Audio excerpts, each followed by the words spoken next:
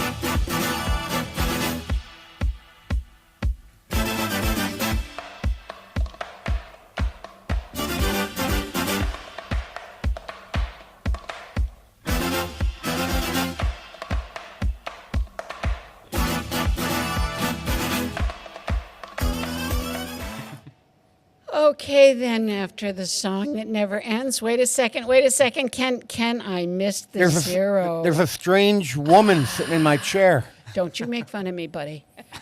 Don't you do that. Okay, there's a strange person sitting in my chair. Yeah, okay. Just don't call me a lady. Oh, my God, a lady. Good morning, everyone. This is Kathy Palmer coming to you from WCPC 89.5 FM in conjunction with Westfield State University, Channel 15 Westfield Community Programming. And this is the Den, Ken's Den. I am obviously not Ken. Ken is a great deal younger and a lot better looking than I am, but hey, you got to take what you can get on a Tuesday morning. I think you might got that younger part correct. Yeah, well, I think you're a lot better looking than I.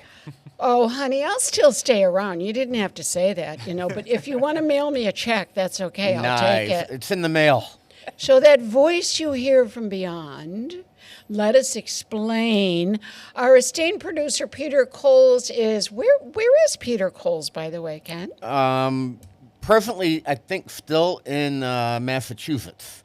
And- He's going to be en route to KBDL within the next few hours, and the destination is going to be KBNA. Okay. Wait. Time out. What does that mean? What does that mean? He has a direct flight from Bradley to Nashville. Okay, thank you very much. I knew that. Did you know that? I didn't know. Don't tell him I didn't know that. Yeah, typically a flight like that, you would stop over at KMDW or Stop it. KBWI. You're doing it to me again. Mm-hmm. All right. Well, obviously, our producer, Peter Coles, who is usually the pheasant under glass over there, is not with us today. So Ken is manning the controls, which leaves me in charge. Not that We'll let you think that. Well, I don't think it. I know it. I've got a button over here that says otherwise. Oh, you can mute me. Oh, good. You know my husband. Oh, there you go. My husband's been trying to mute me for years. So let him know what buttons. Oh, wait, he does know my buttons to push. Never mind that. We're just going to keep going. So listen, Ken, we have a couple guests here this morning with us from the Westfield Theater Group. I always love it when you bring guests on when I'm not in that seat, because you bring so much. The people are so much more interesting than when I pull someone in. That's not true. You have some great guests. You really do. So that isn't true. But our people here this morning are from the Westfield Theater Group, which is a department of the Westfield Women's Club, which has been operating in Westfield continuously. Let's see, the theater group has been going since 1930-something. I don't have the date off the top of my head. We only went dark 3 years. We went dark in 44 and 45 during the Second World War. And then, of course, we went dark again during COVID. But other than that, we've been around for the long time. The Westfield Women's Club started in 1914. I know the sign says 1927, I believe, but that's when the building was built and it was incorporated. So, and believe it or not, I have not been here that long. That is not true. If you've heard that, it's not true. So, introducing today's guests, they are from our fall performance, which is called Birthday Candles, a different show that is coming up in the fall. We have not done it before, and I have Krista Krupa and I have Tom, and they are both part of the cast. So I'm going to start with Tom. I can never say your name. I always get it wrong. So I'm going to let you say it. Pietrasanti, is that it? Pietrasanti. I always want to put an S in there. Don't take it personally. You'd be surprised. I had kids in third grade I've called wrong all the time. Well, my maiden name was Hibbert, Hiberti, and all through school they always said Hebert, He, and people still do. So I feel the pain, although Palmer's not too hard to screw up. People still can, but they don't. So listen, let's get started with some questions, and I'm going to start with Krista, because ladies first. I said ladies can. That's a no-no. We're not supposed to say I'm okay ladies. Okay. The person to my far right, how's that one, is Krista. And Krista, where are you actually from, Krista? Originally, I'm from Central Massachusetts. Oh. But I came to be in Western Mass because I went to UMass Amherst, and I fell in love with the area because Central Mass isn't it's not very exciting. There's not a lot going on there. Yeah. So I stayed. I met my husband, and the rest is history. That's nice. I know you've done a lot with the Westfield Theater Group. What have you actually done with the theater group here in Westfield? I think my first production in Westfield was back in 2018. I did Singing in the Rain. Okay, great show. Yeah, and then it's been about 5 or 6 shows. Little Shop of Horrors, Tuck Everlasting, Big Fish, obviously Birthday Candles. I think I'm missing one. 76. 1776. Sorry, Rob. 1776. Great show. Great show. But you've been involved with other theater groups also. What other groups have you been doing? My most recent production was with the Good Company Theater in Granby, Massachusetts. I did Murder by Indecision there. And I've also done shows with Exit 7 in Ludlow. And I was recently cast for an upcoming spring production with the Unity House Players in Springfield. So Oh, what are they doing in the spring? they're going to do Catch Me If You Can, Okay. and Rob Clark is directing that as well. Oh, that's right. Yes, he's going over there. That's excellent. Is there any role that you particularly liked in all the roles you've done? I think my favorite has been Sandra Bloom in Big Fish.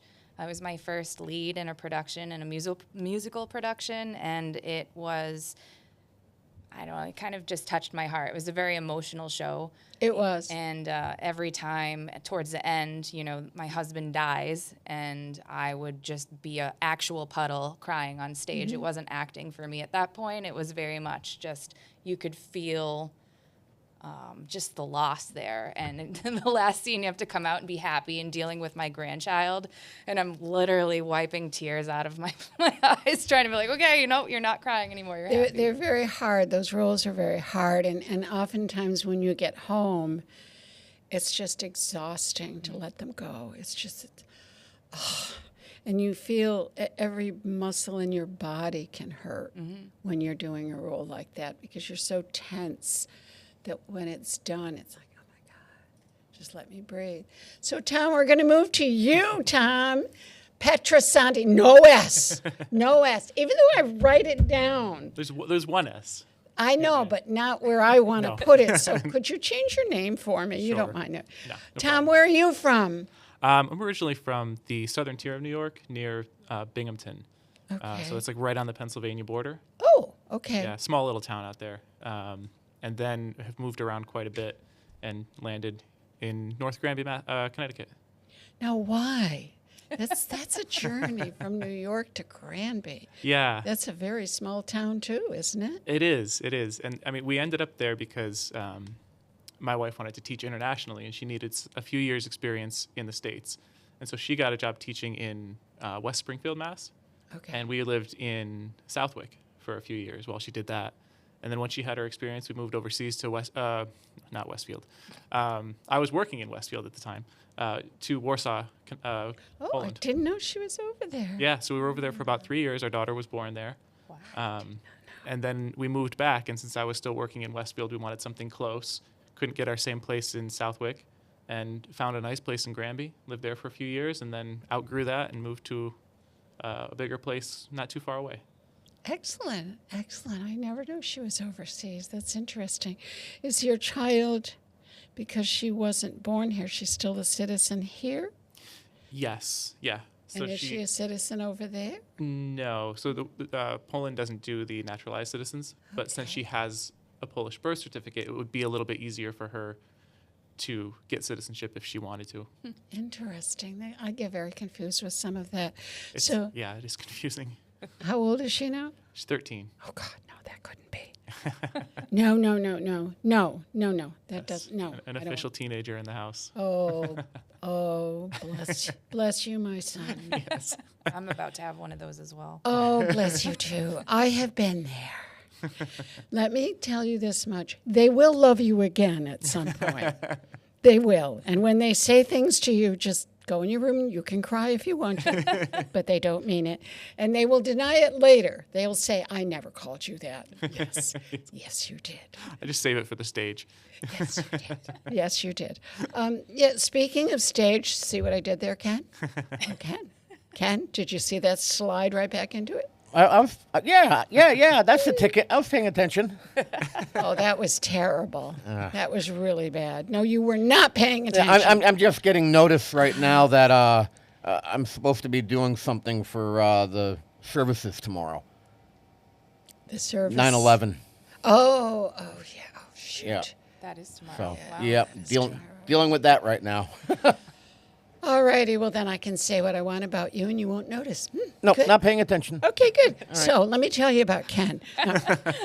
Anyway, what shows have you done with Westfield? With Westfield, I've done 1776 and this fantastic show called Robin Hood. He had to say that, didn't he? Because he was afraid I'd shut his mic off. But I wouldn't. And of which you were absolutely wonderful. People talked about you forever and ever and ever. I won't tell you what they said, but they did. No. You were wonderful. What was 1776 your first show here then? It was, yeah. What made you do that? Oh, I'm hitting the table. My wife? No. My wife. We do have influence. Yeah, no, I had finished up a previous show and was going through the post-show depression, wanting to get the next one going, and I had missed all the auditions. And my wife, because she plays with the pit in so many shows, so many different theaters, she has the connections, and she said, Westfield's doing a show, and I bet they still need people. Why don't you call Rob? She gave me his number and just ask. And so I called up Rob to see, like, hey, are you still looking for people? And they were still looking for a few, and so they were looking for some more men. Yeah, they were. We're always looking for men. It's always true. The interesting thing, though, is when we were casting Robin Hood, we were not short of men, and we needed a minimum of 18. Wow. And I tried to pare it down, but we had to have at least 18 because they were 18 men's roles, and we got them. And even after we were cast, I would get people saying, "Gee, if you need more, let me know." Wow. And it was interesting. The other show that we got enough men for, I think, was Dracula.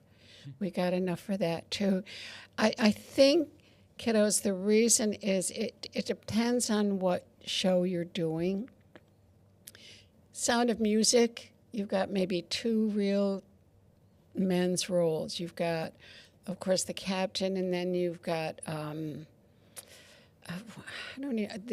he was his friend. I don't even remember what he was. Do you remember that role?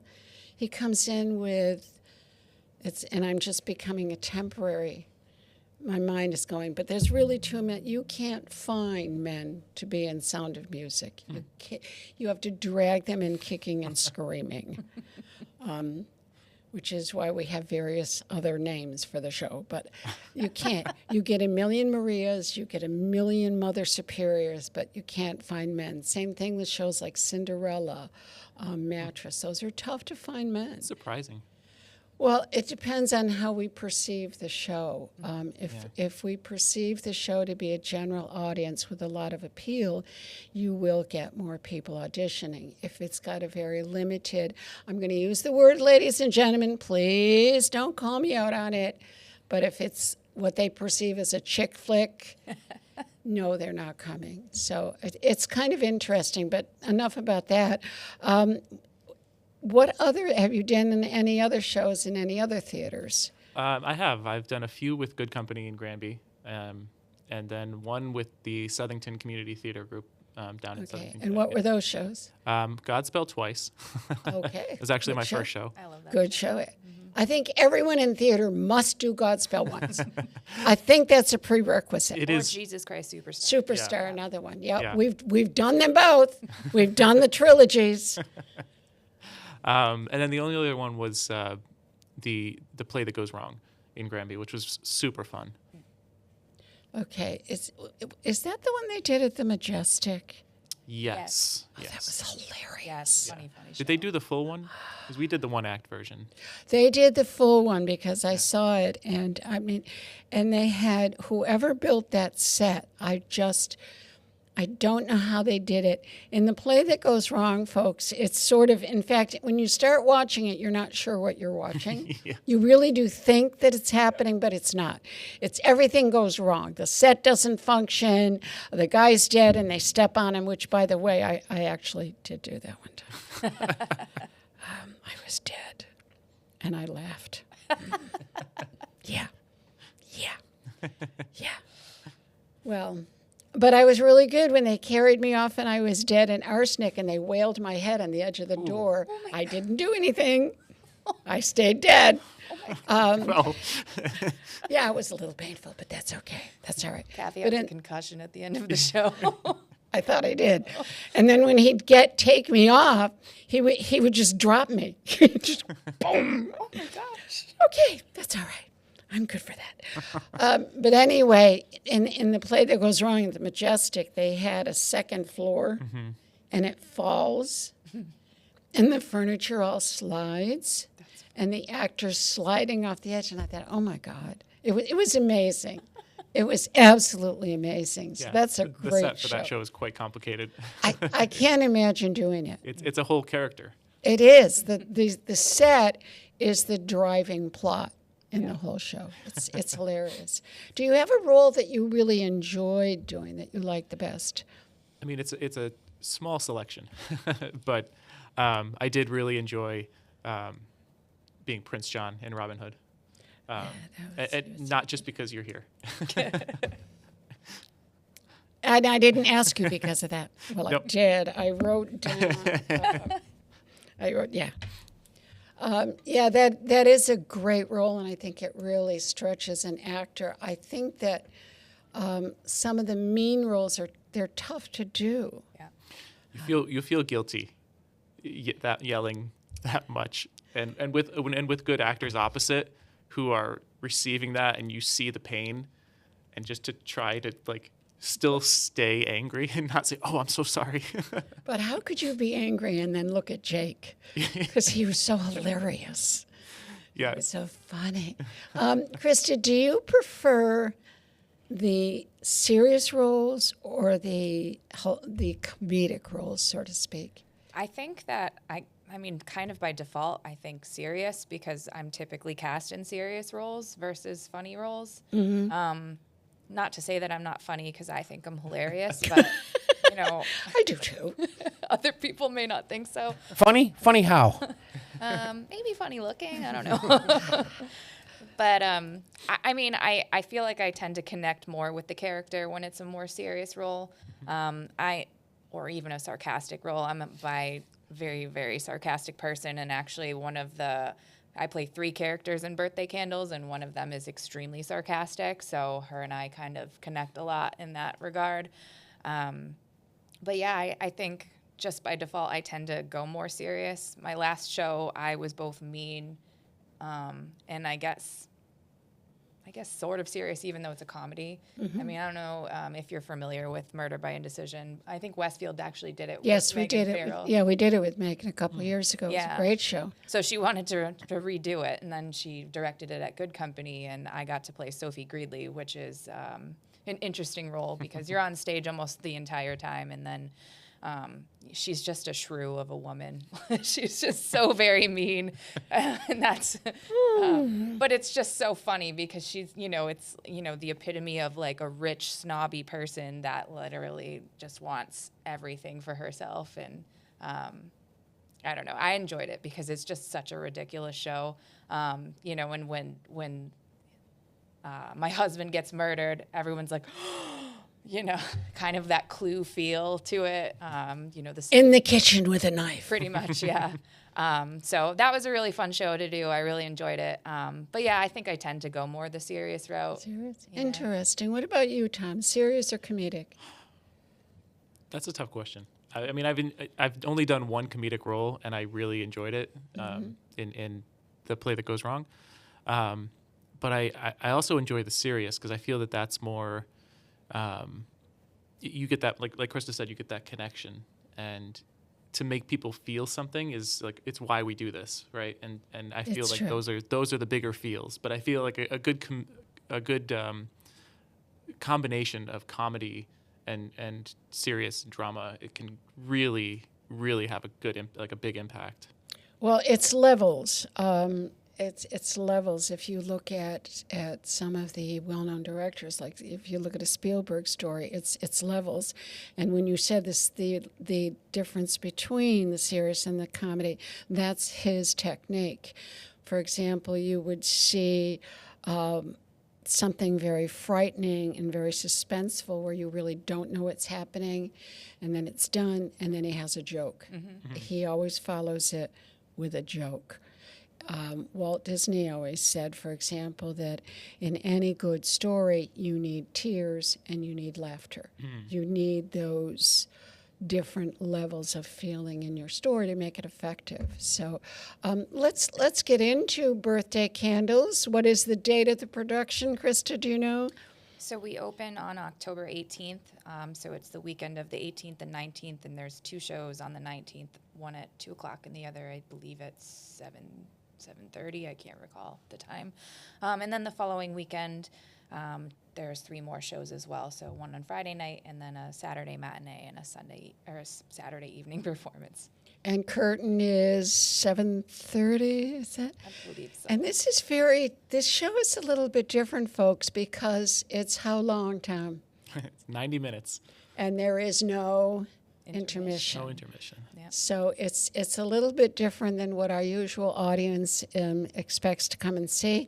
They did decide, however, that there would be concessions, but they will sell those before the show so that people won't be getting up and down and running back and forth, because that is really disruptive.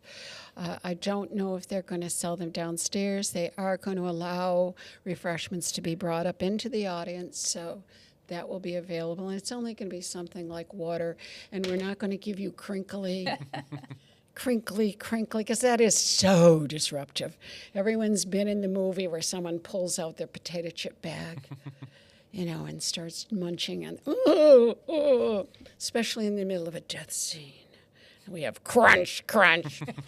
So, yes, it's coming up soon. And can either one of you, maybe Tom, we'll start with you, and you can add to it, give us sort of a synopsis without any spoilers of what the basic premise, because Birthday Candles is not a well-known show. I've never heard of it until it was. And by the way, we do have to mention, before I forget, because I will forget in my dotage, that it is directed by Tom LaCourte and produced by Kelly Galanis. So I do have to throw that in there so everyone knows. Brief synopsis. Okay, that's enough. Okay. Very brief. Wow. That was brief. Yeah, the show, it's interesting. So it follows this woman through her life, and every year on her birthday, well, not every year, but and so it's 90 years and 90 minutes, and it just kind of follows through the extraordinary events in an ordinary life. Sort of like an Our Town sort of capsule.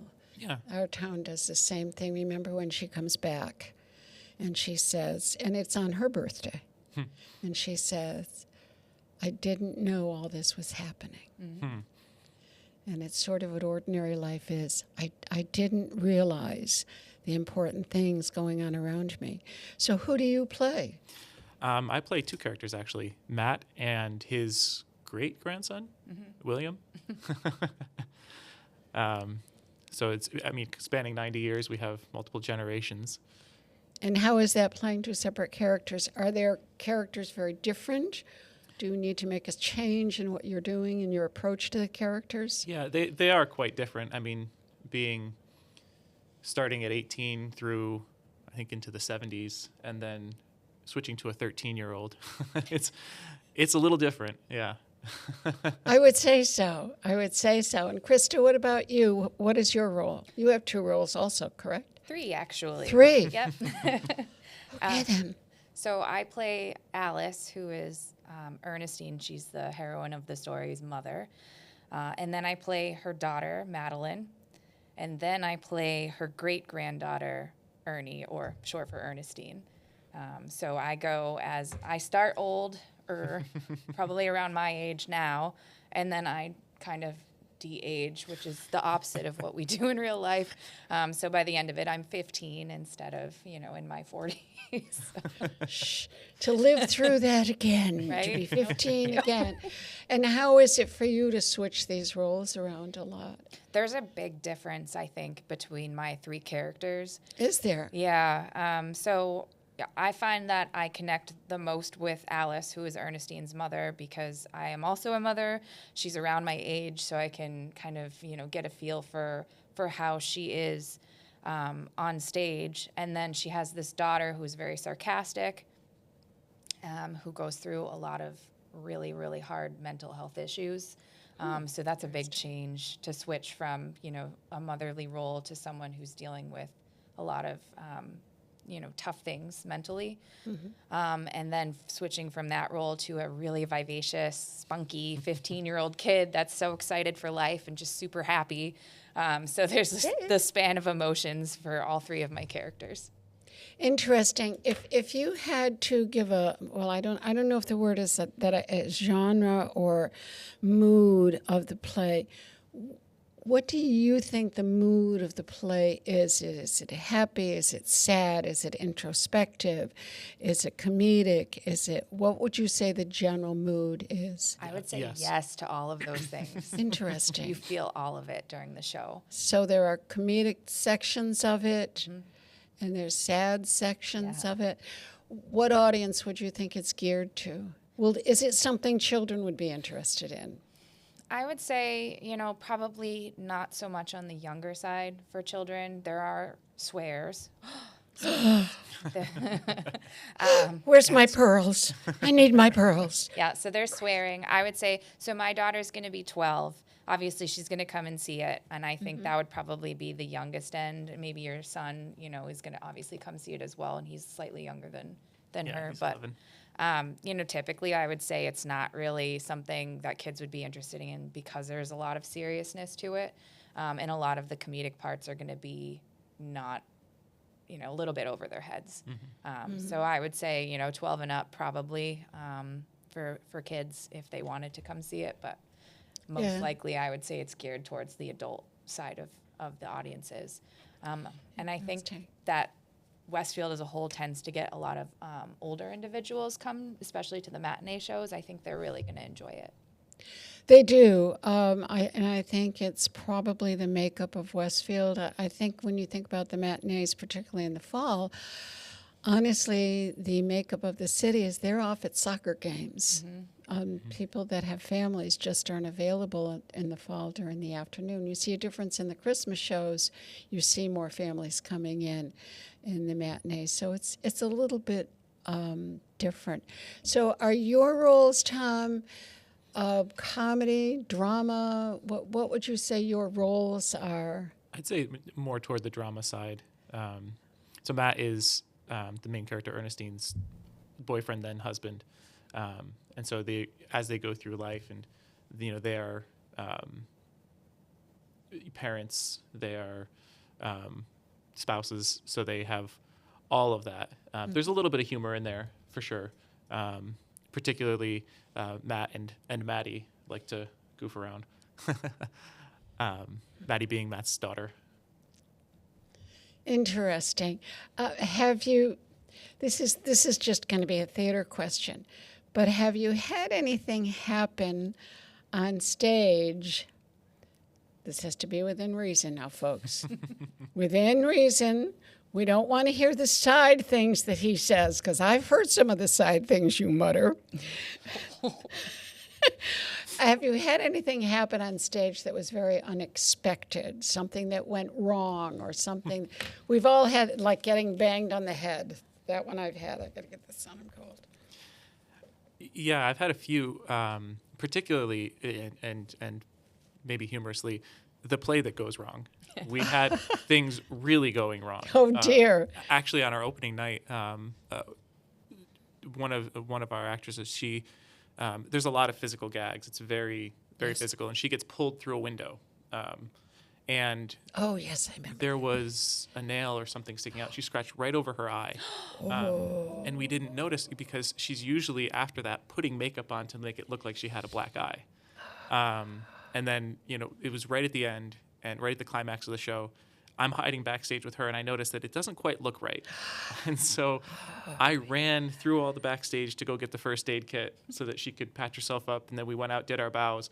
And then for every show after that, she just reversed the makeup. She covered it, and then when she needed the black eye, she just removed the makeup, and there it was. We were doing Evita several years ago, and it starts out in the beginning with Evita laying in a coffin. And we're all sort of walking around the coffin. And I look down, and she's laying there, but she's doing this. And I thought, okay, I don't know why she's doing that. There was a light over her. Oh, no. And it fell. Oh, no. And it sliced her head. so that when it was done, she needed stitches. It's horrible. And that's why she was laying in the coffin doing, and we keep going, don't we? Right. Yes, we do. We just keep going like nothing ever happened. Krista, what about you? We've all had these. What experiences that weren't supposed to happen? I think the worst one was I was doing Something Rotten at Exit 7. I was an ensemble dancer. There's a lot of tap numbers in that show, and my knee had been bothering me. And during the last song of the first act is a tap number, and we're doing the tap and, doing a time step, and something popped in my knee. And I tapped off stage, and then you have to come back out to end the piece. And I don't know how I did it, but I tapped right back on. And then I had basically collapsed after the curtain went down because I couldn't. My knee was horrible. Apparently, I'm missing all the cartilage between my thigh bone and my kneecap. Ouch. Yeah. Ouch. But luckily, Frank was there, who does the lighting for a lot of our Westfield Our company. dearest Frank. Yep, God, and he's a doctor. And he came backstage, and I think that was the second time I'd stolen one of his ace bandages during that production. And he bandaged my knee up. I actually had our choreographer, Caitlin Odell, fill in for the rest of the show for me because I couldn't even walk. So that was probably the worst one. I'm sure there's more. Oh, yeah, were you in the show where someone fell into the pit pan? I know, you're talking about Nice Work, I think, that happened. I wasn't in that one. I've forgotten, but I remember she fell off and landed on the drummer. Yep. Was Jess in the band for that one? I think she was, yeah. Was that Aye. And I remember Tom, honestly, almost fell off. We were doing Christmas Carol, and they were passing him. He was Scrooge, and they were passing him along, and he gets to the end, and he swung his leg out, and he darn near went off the thrust. And somebody grabbed him so that he didn't go off the thrust. But we have all had those experiences, and they're not always good. We want to make sure that we mention that it opens on October 18th, and that tickets will be available very shortly online. Owen is working on the website as we speak, so that we're going to be able to get tickets up and running. It is very easy to do. For those of you that are my age, just find an 8-year-old to do it for you if you need to.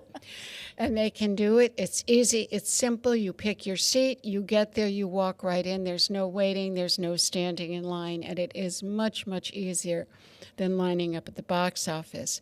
We are not, unfortunately, going to be taking phone reservations any longer. And I know that's difficult for some of us who are used to calling up and making our reservations. It just isn't an efficient way to do it. Someone has to be there to clear the phone, and they don't always know what the other tickets are that are out. So that is not really going to be an option. If you have questions or you are having issues, then you can call 572-6838. Scary that number is ingrained in my brain.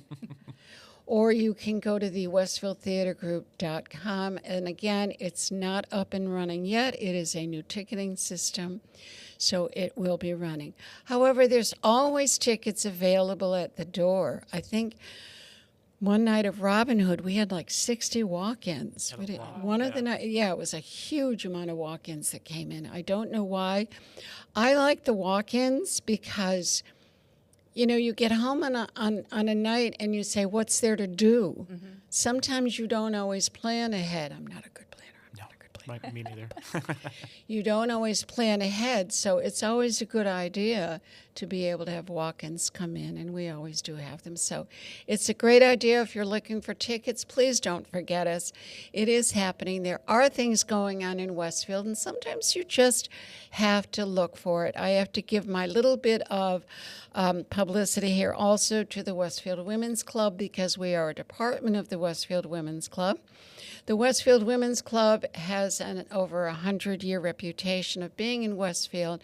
They are mostly a charitable organization. Now we do have our 501c3. They are open to memberships for any woman over 18. We do have activities going on like the garden club, the theater group. They play bridge. They also have a Tuesday morning craft group that you can just come and bring whatever it is you have. I am not a craft person. I do not do that. I tried. I do not do that. I just buy them. Oh yeah. Listen. Already done. I Support it. can't do the number painting. Number four. Where the heck is number 4? I don't know. But they do have all kinds of opportunities. They have a luncheon once a month, and you are certainly welcome. You can go online for more information at the Westfield Women's Club and find out what it's like to belong to the Women's Club. We are a department. We are also, the Westfield Theater Group is in the process of trying to put in new lighting. As you know, we don't have any lights. We have not resorted yet to having everybody bring flashlights. I thought that would be a good system. If you're on stage left, we'll just hold up a sign that say light stage left, light stage right. Okay, center, go. Or we could pass out big scoop lights to them and have them do that. That might be an opportunity. As somebody who does lighting, I just have to say that place scares me. You know what, Ken? It scares us too. Yeah, it is scary. And I believe what has happened, I have to say those cords do predate me, and I have been there on the board for more than 20 years. So it's... Well, the good news is that they're heavy gauge. No, they're not. No, they're not. No, and that's what the problem is, that people went in, and I think... Oh, did they put normal extensions Yes. in? Oh, no. So is it a bad thing? Ken install. He used to install these as his job. And is it a bad thing that when they came, one of the cords was melted? I'm Is gonna that a bad say thing? yeah. Did you smell it melting? No. Okay, that's scary. No, but is it a bad thing that somebody thought they saw smoke from the dimmer packs? Mm-hmm. Yeah. So those are dead. They are not working. But on the good side, we are working with a lighting company, with a theater lighting company, and hopefully we will have enough in place for the fall show. It's exciting. If not, I'll bring my flashlight. Okay. We're good. We can make it scary and hold it under our face. Yeah. Oh, that's a great effect. We'll go, ooh. Ooh. Well, it is October. Yeah. Question for you both. It's not a hard question. I don't ask any hard questions. Ken, do you have any questions for them? You've been doing an excellent job. Once I took care of my little situation, I've actually been paying attention. You had a situation. We have a situation here. Yep. We will now have a microphone at the 9/11 ceremony down at the obelisk at 11 a.m. tomorrow. Okay, good. And the obelisk is where? Tell everyone where it is. Across from 94 Elm Street, or North Elm.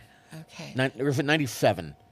The old Colony building. The old Colony building. Yeah, Westwood. Where the bridges come together on the north Yes. end. Mm-hmm. Yes, there will be a brief ceremony, and what would we expect? Is there the mayor going to be there? The request came from him, so I'm going to believe Okay, excellent. Yes. And we do have how many people from 9/11 that perished in that event? You know, we have kids so. today that don't know what it is. Was it 3 families that were involved? I know of 2. I know of 2, yes. Yeah, I know of 2. I believe you're correct. I believe there were 3. Yeah. I'm also assuming there will be something going on at the fire department.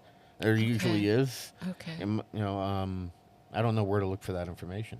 And doesn't the Sons of Erin usually do something in the afternoon? They for do. that? They do something for Jim. Yes, Mm-hmm. they do. Yep. Because he was a longtime Irish Club member. Mm-hmm. You know, it's, and this is off topic, and I apologize. Squirrel, shiny things, cupcakes, sprinkles. See what happens when you bring me into things? I should have known better. I've been working with you how many years now? How many years, Ken, have I been here? I think I pulled you in 8 years ago. Oh, my lordy sakes. Yeah. Okay, then. I'm growing old by the minute. Have you got my home picked out yet for me? It is a little childish banter here going on, but it is incredible, all things aside, to realize that there's a whole generation now that doesn't know what 9/11 was. I know. Yep. Then it's incredible to me that you don't know Korea either. But anyway, and hiding under our desks for nuclear war. I loved that one.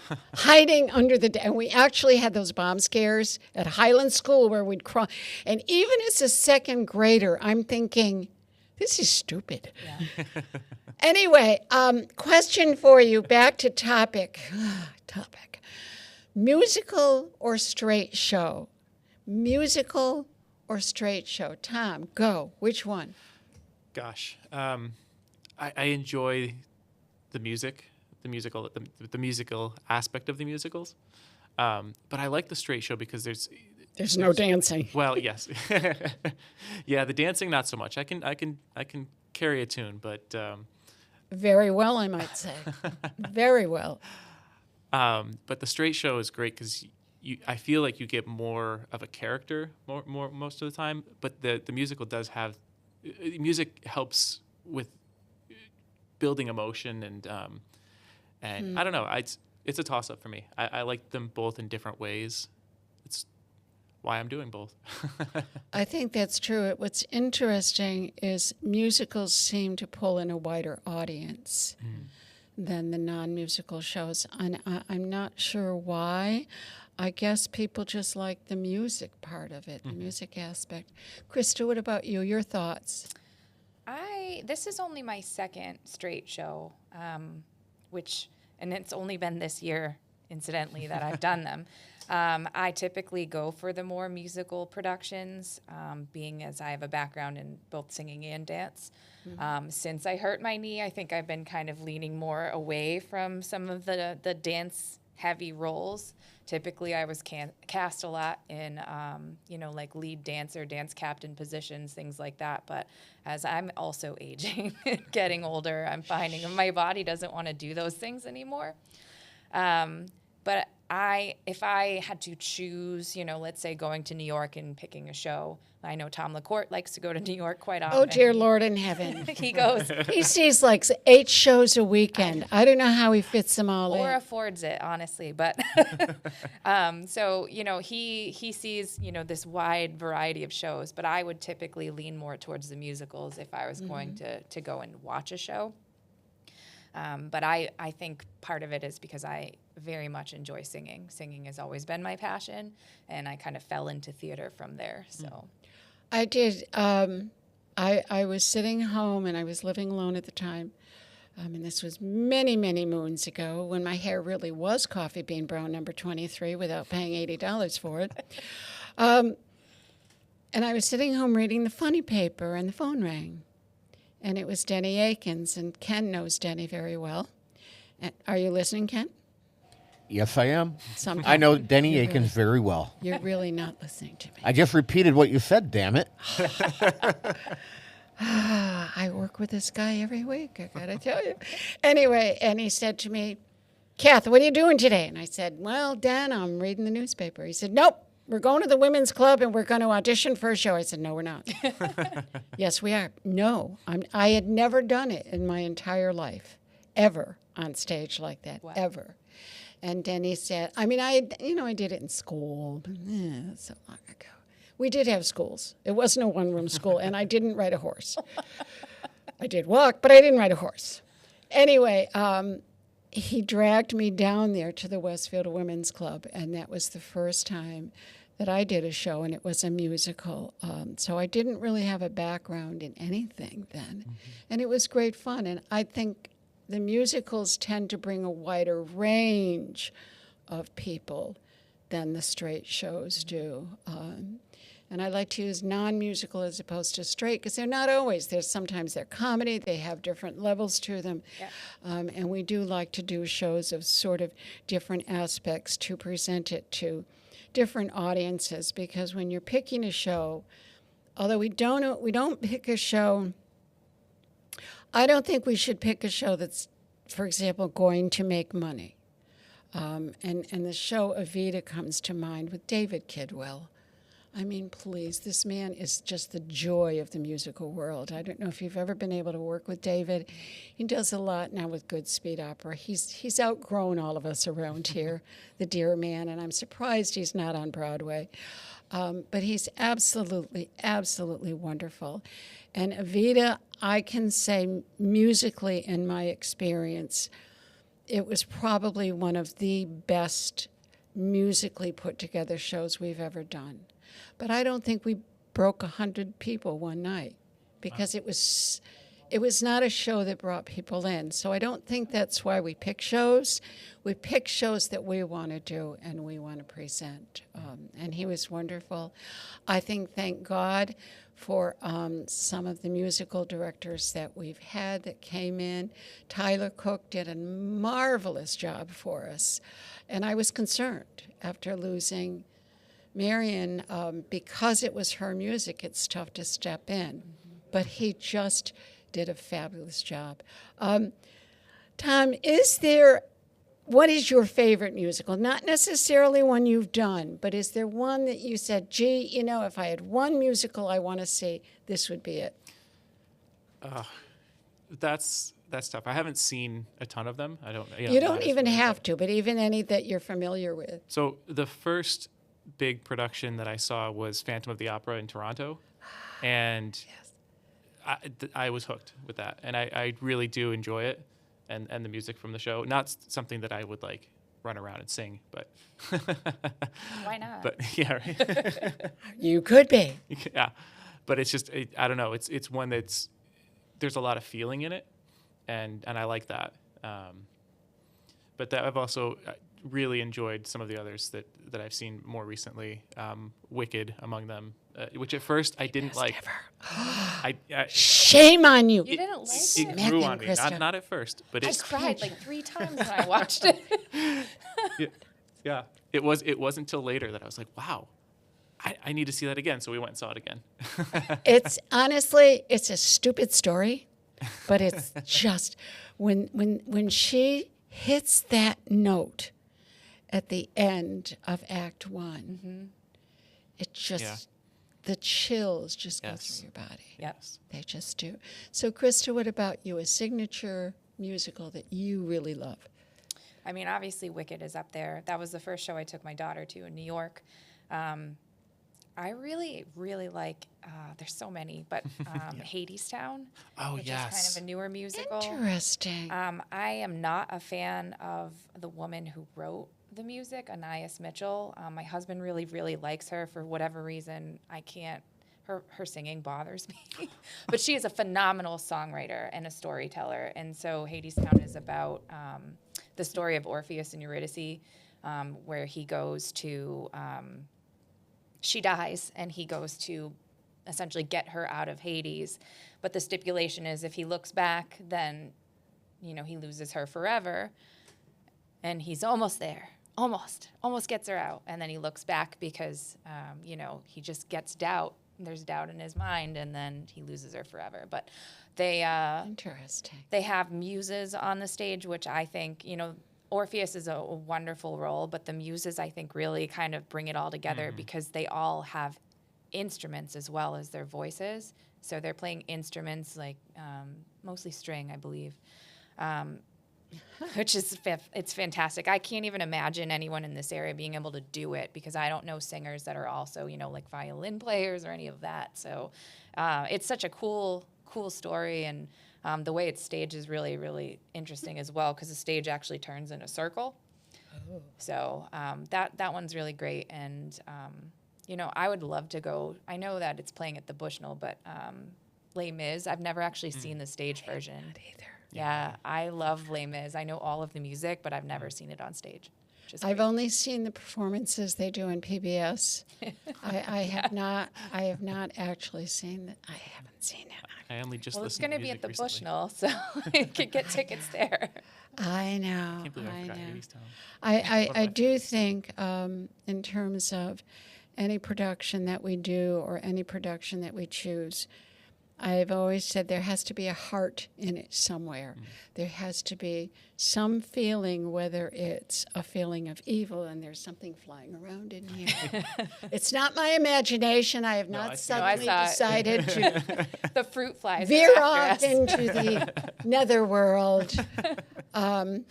But it has to have a heart, whether the heart is evil, whether the heart is good, whether it's sad or it's introspective.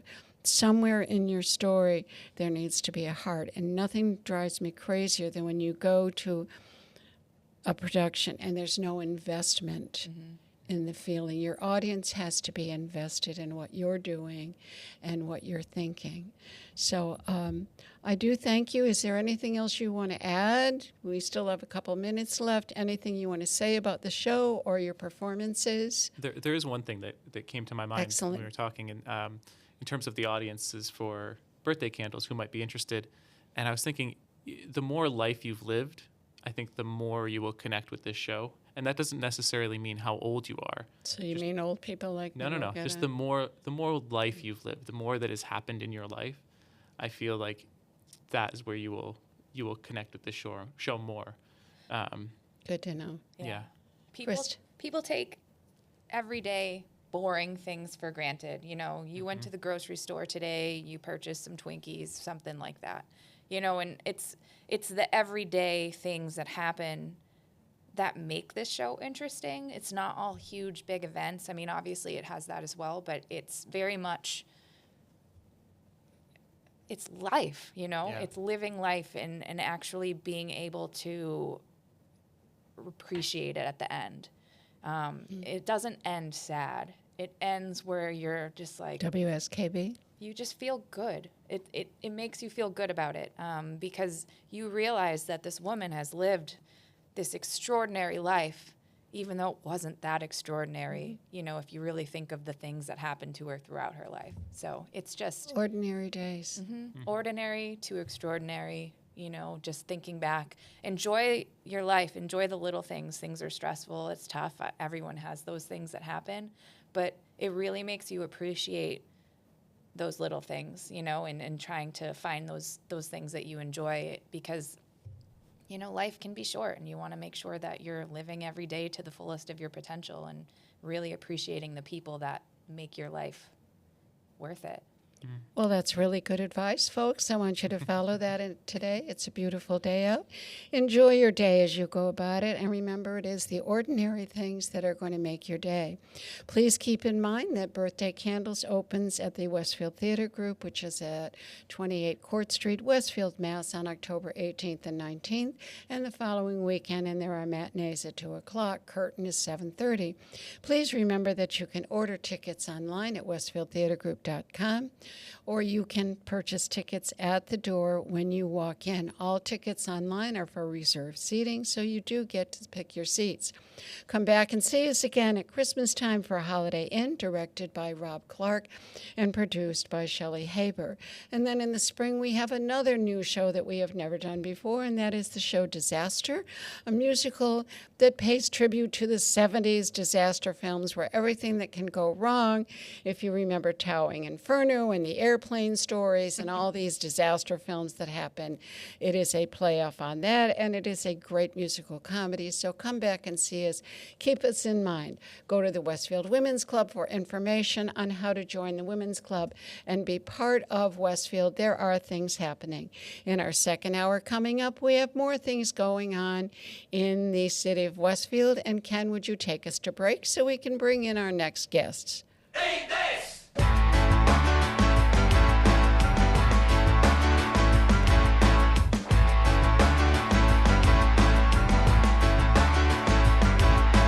Burn down the store, take what you want and more. Shop until you drop, voodoo consumer never stop. Load up on supplies, no sale, no compromise. Gun crazy down the mall, voodoo consumer take it all. Eat this, drink this, try this, charge it, it's fabulous. Step right up and take it, it's fabulous. you can't afford it, fake it. Be deviously dangerous, ridiculously cool. Let's make it fabulous. Fabulous. Fabulous. Fabulous. Drive me to the bank, kneel down and give me thanks. Grab your credit card, voodoo consumer, kiss me hard. Eat this, drink this, drive this, charge it, it's fabulous. Step right up and take it, it's fabulous. If you can't afford it, fake it. Be deviously dangerous, ridiculously cool. Let's make it fabulous.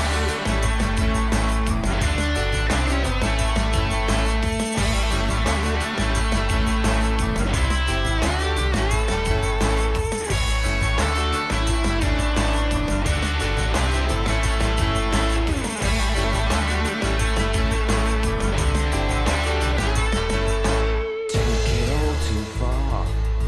Sold the company car. A bargain come too late. Voodoo consumer terminate. Eat this, drink this, drive this, buy this, wear this, fly this, play this, charge it, it's fabulous. Step right up and take it.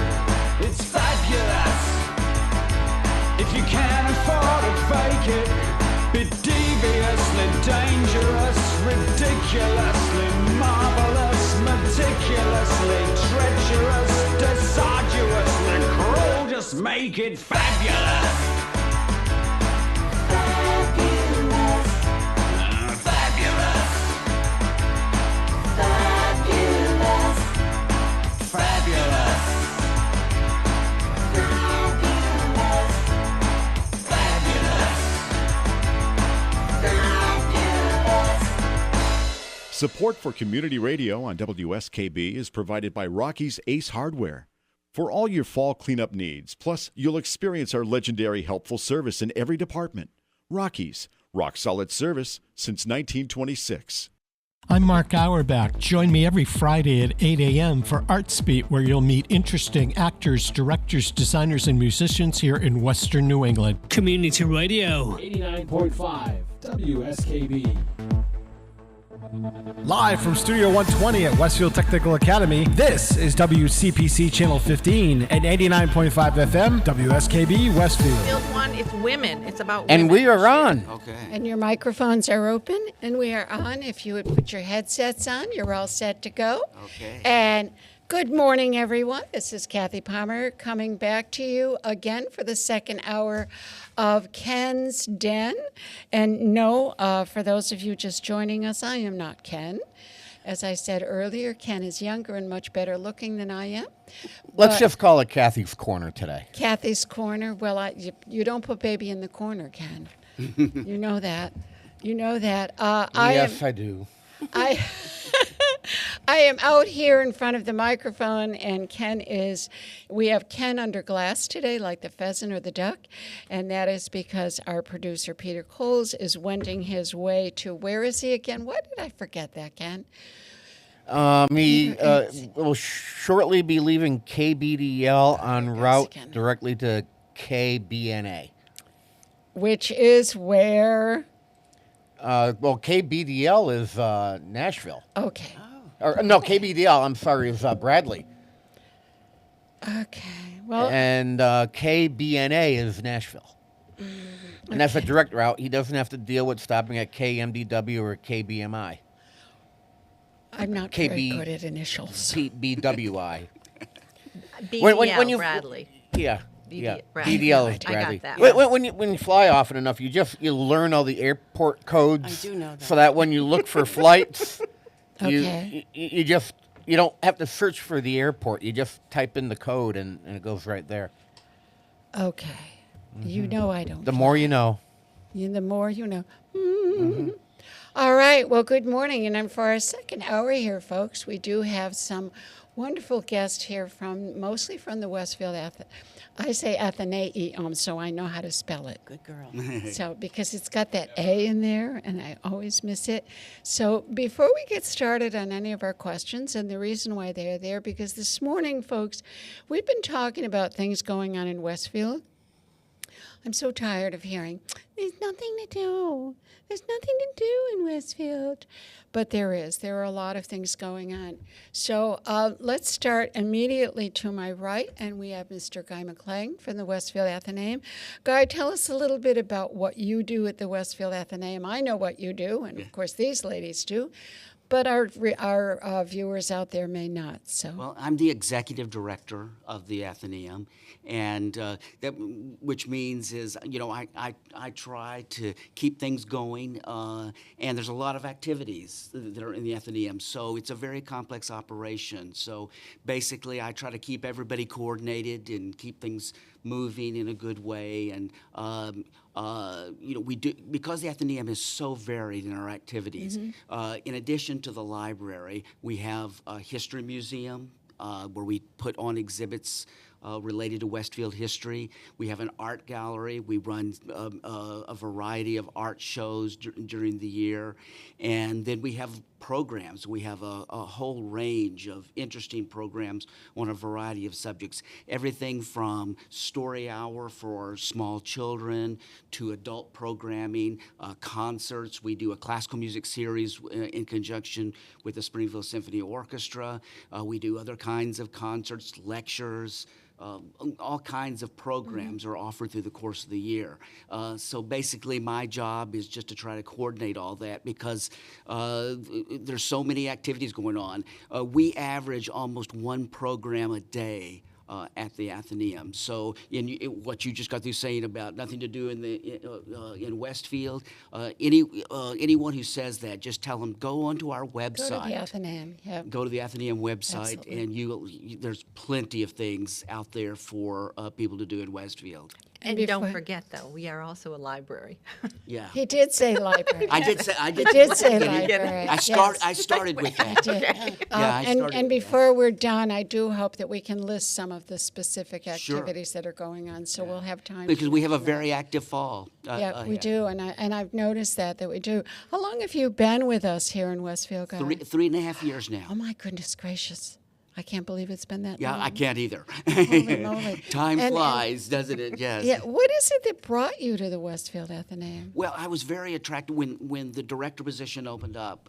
One thing that I noticed, one thing that attracted me to the Athenaeum was the variety of activities. Most libraries, they're just a library. They may have some programming or other activities, but the wonderful thing about the Athenaeum, and this is something that many Westfield residents don't realize, that we have a real special entity with the Athenaeum because of the fact that it's also, in addition to being a library, a very active library, there's a history museum and an art gallery. Most libraries don't have that, especially for a city of this size. So we're very fortunate that way, and that's what attracted me to the position.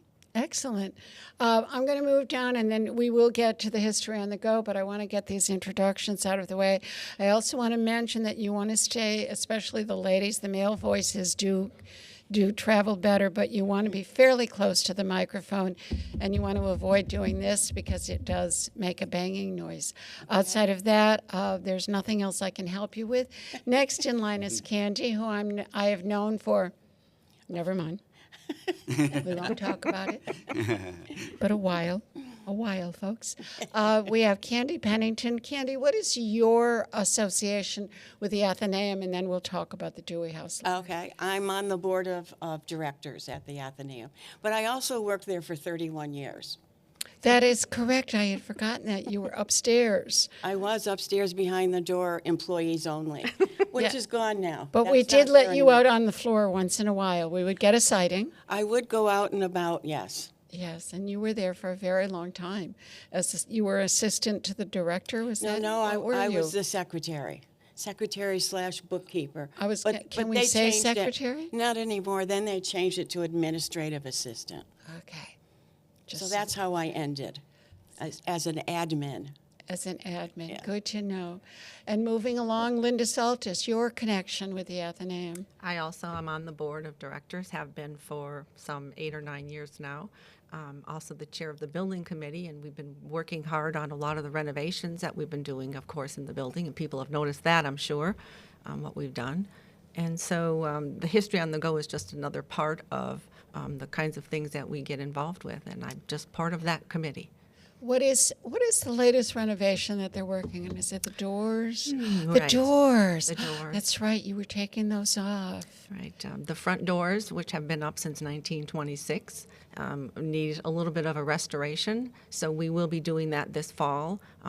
Cross our fingers that it will only take a few days. And then we're rebronzing the doors and resetting them so that they are open and close appropriately. They are very heavy. They are very heavy. They're very heavy. Yeah. open. Yep. But we do need to mention that the Athenaeum is handicap accessible for the Absolutely. most part into the main library. Does it go up to the second floor? I don't know. Yes, because we have an elevator. We also have a lift that gets people from the parking lot level to the first floor, Correct. and there's an elevator for the second floor. Correct. As well as the elevator takes people down to the Lang Auditorium for programs that are going on down there. That's true, too. Okay. And again, before we leave, we do want to talk about these facilities that are available at the Athenaeum. So we are here today, folks, to talk about an event that is coming up in Westfield on October 5th from 10 to 4, and that is the History on the Go program. Linda, why don't you start us off and tell us a little bit about how this program came about and what it is? How did it come about? Well, I think that the Pioneer Valley History Network, which is a collaboration of local history societies and organizations, put together this idea in order to bring people to the sites where there is a lot of local history. They decided to have what they call a trail, which means that you would be able to visit 3 or 4 or 5 of them in one day, and they would all be open and free to the public, and there would be docents and programs there for people to be able to learn about the history in their own towns. So the Westfield, of course, has got an enormous amount of local history. So last year was our first year that we did this, and we decided on a couple of different sites. We expanded from Westfield, so we have 2 sites, one in Southwick, their cigar factory, and Cooley Drum Factory. and the drum factory up in Granville, right. Guy, is there anything you want to add to that information? Well, it's just one of the reasons we were very attracted to this program is the Athenaeum, in addition to the programs we run in-house, and which are many, we try to collaborate with other organizations both in the city of Westfield, but also in the region. And we saw this as an opportunity to bring together these different history sites from our neighboring towns and connect them to history sites in the city. So in addition to Athenaeum, we're connecting to the old burial ground and to the Dewey House, where Candy's very involved in that. So one of the things that we try to do is to connect to partner organizations, and this was a great collaboration the first year we did it, and so we felt like let's keep this going and do this again. I'm interested in who picked the sites for Westfield to go visit. Well, I think that was simply a matter of, the Dewey House is a very important historic house, and we felt like that was a logical choice to add to the tour. And then the burial ground. The burial ground's very unique. It's one of the few burial grounds from the 17th century. We're going back to the 1600s now. One of the few burial sites in New England that's still in its original location. So many burial sites were in the centers of these small settlements in the 1600s. And as New England grew and the cities grew, many times those burial sites were moved to different locations. But in Westfield, it stayed in that same location, so it makes it very unique. And so we thought that was another important site to include in the tour. Interesting.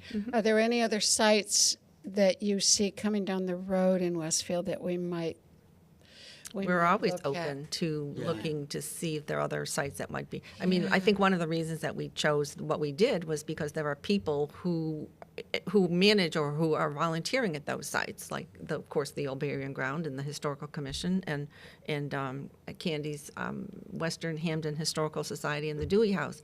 If there were other locations that had active participants, we would be happy to include them.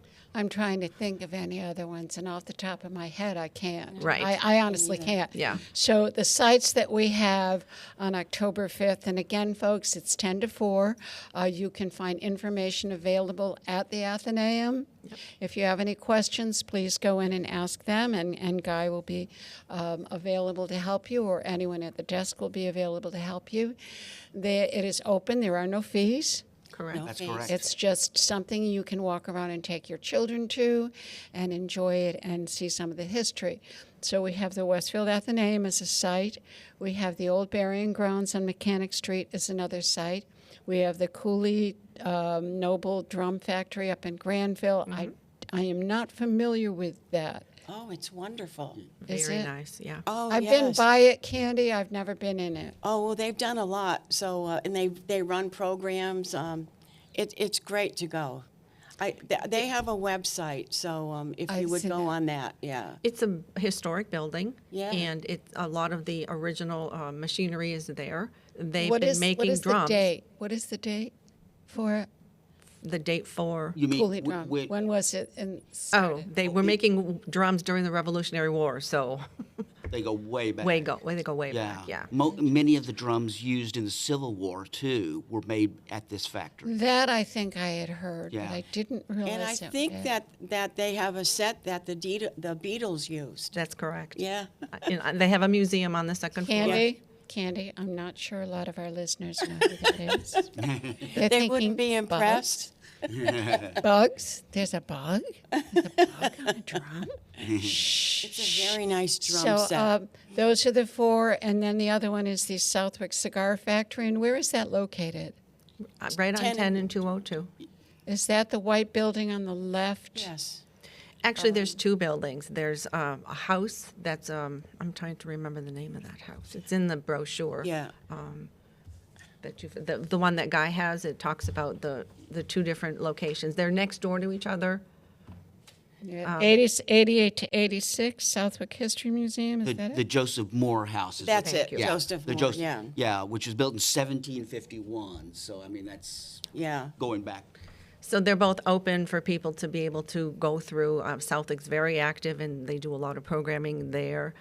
Yes, she does. yeah. I've run across them at different conferences, so they're very excited about doing these things. They do, and they get great participation too.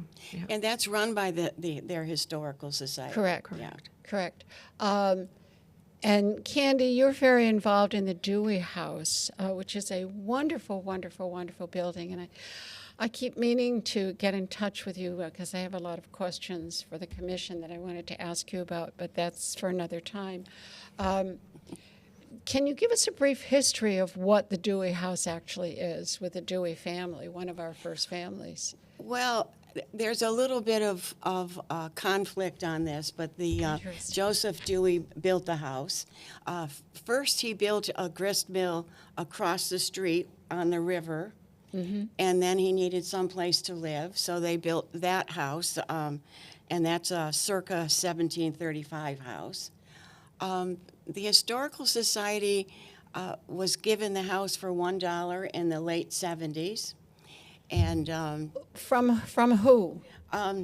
Was it a family? Was it? No, it was Mr.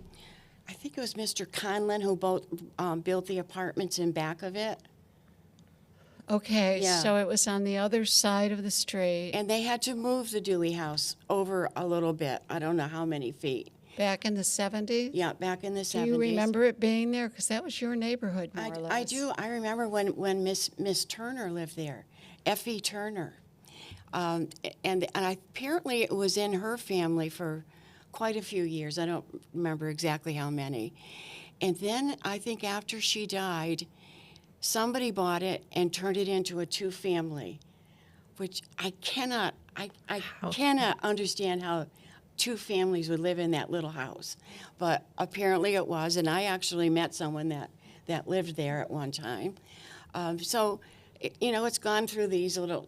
So when the Historical Society got the house, they contracted with somebody from Sturbridge Village, because of course when it was taken over as a two-family, they covered up fireplaces, they covered up some of the walls, and they just changed a lot of it. So we have the ceilings are lower, of course. The stairs are steep, which is how they built the houses in those days. And at one time, I was told, and I've never been able to verify this, and I think Bob Brown doesn't agree with this, that they had 12 children. Oh, wow. So, and when we take the third graders through, we always tell them that there were many children that lived here, and they didn't sleep this way on the bed. They slept like in logs, I did hear that. Yeah. I did hear that. So they all go, oh, yeah. Is it true, Candy, that you had to move the house because Yes. Tom Conlon was building those apartments? Conlon, that's his name, yeah. Was building the apartments Yeah. and needed to move it from where it is 50 feet to the to the west. Yes. Yeah. Right, to the west. I don't know if it was 50 feet. Whatever it but was, it yeah. wasn't. It was somewhat of an undertaking because, the cellar could have disintegrated. There's big stones and the chimneys and things like that. But, it was very successful, Yeah. and, we're just trying to keep it going. So what kind of refurbishing did you have to do or restoring? Because Well- it obviously didn't look like it does now. No, and we, part of our tour, we tell everybody that there's only one piece of furniture in the house that actually belonged to Mr. Dewey, and it was his writing desk, which was more of a tabletop type of desk. The other, I know that they bought some of the furniture. A lot of it was donated. Some of it is not to period. Like we have like an 18th century, well, maybe 19th century settee in one of the rooms that doesn't really belong there, but otherwise I doubt people go by and notice that. I'm sure they don't say, wait a minute, that isn't. That isn't right. Well, you never know. You never know. It could be. It could be. Yeah, so. And when is it open and available to the public? I know you run programs for the schools. What is your we have program? all the third graders, they come in the fall and the spring. And then we have 2 major open houses. But we're also available for private tours. So there's a number that you can call and leave a message. When the phone works, Candy. I think it's working. It is working. It was not working when I We called a while ago. we have a new phone because of that, Kathy. We went out and bought a new phone. And it's run by, the Dewey House is run by who? Well, the Dewey House is under the umbrella of the Western Hamden Historical Society. We're not really a separate entity, but the Dewey House, there's dues to become a member of the Historical Society. Part of the dues comes to the Dewey House for its operation. I paid my dues. I paid my dues. Okay, good girl. I don't know who pays dues, so that's not my job. So you will be open on October 5th from 10 to 4. That's right. And you will have docents there, volunteers. We will. I have one question. There's a room on the second floor that's very unfinished. That's our tool room. And it was that typical? Probably not. I think that they left it that way to show what it looked like, when it was originally built. If you, in the back of the house, you'll see part of the back of the house is left without siding, and it shows the big boards that was used to build the house. So the tool room shows kind of what the inside the inside of the house before the walls were finished. So that I don't do the tool room, so I'm not too up on that. But That's okay. There's all these really scary looking tools that the kids seem to like, and My husband does the tool room. Yes. He does. He docents up there, and he Yes, does he the does, tool room. yeah. And they're fascinated with the kinds of equipment that they used back then. And he points out that the construction and how it was different now than then, and Right. they seem interested in that. Yeah, I think so. I think the kids kind of enjoy it. Yeah. They do. I know for years when I was in third grade, 40 happy years, we would go to Storyton, and they are very interested in some of these.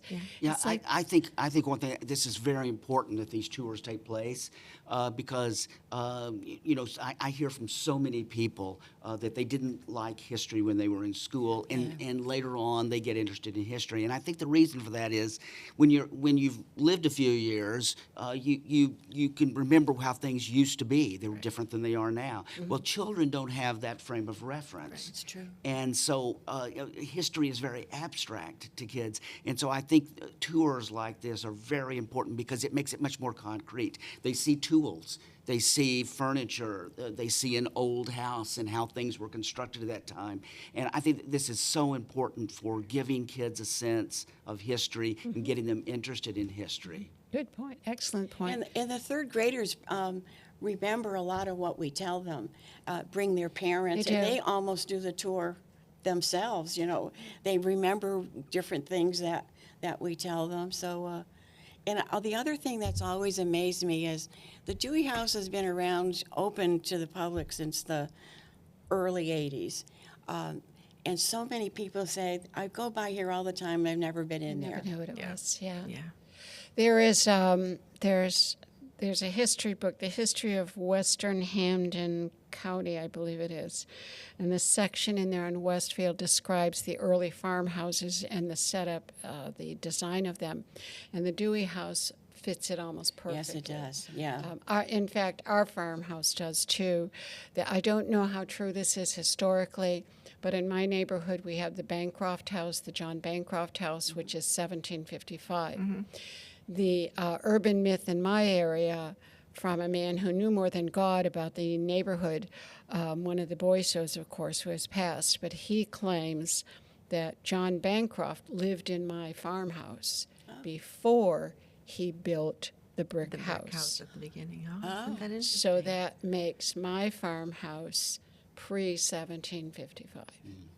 Now, can I attest to that? No. There is a way historically to date houses. It's not an exact science, but I understand that what they do is they drill in. If you go down in the basement, it's got those big stones, but Bob Plass's house has that, Yes. big stones in its foundation, and that's what we have.